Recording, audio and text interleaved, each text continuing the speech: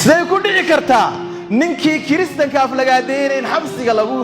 hubsado oo jeel lagu hayo iyadoo la leeyahay waa bilaa dambi kii nabigeena calayhi salaatu wasalaam aflagaadeeyna oo xor iskaga taxtaasho oo cid la hadlaysa calayhi dulmigeenu ka hadlaynaa dulmiga la isdulmiyo waxa uu weyn nabigeena maxamed sallallahu alayhi wasallam oo la aflagaadeeyay wax laga sheego inna lillahi wa inna ilayhi raaji'uun nabigi ilaahay noo soo diray ina badbaadinayay ina hagayay ina hanuuninayay annabiyyu awlaa bil mu'miniina min anfusihim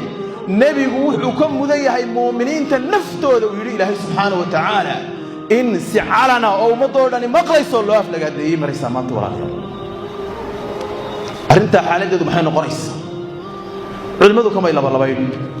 hawshani waa hawl mudan in qofka waxaan la yimi qudha laga jaro nooc doona ha ahaado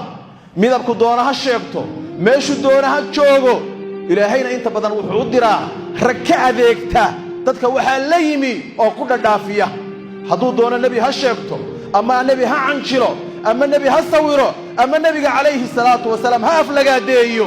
hawsha ilaahay wuxuu u diraa inta adduunka la joogo oo inuu maqallay oo indhaheena ku aragnay iyadoo laga adeeganayo oo nafta la weydaarinayo intaan waqtigiisuba sii dheeraanin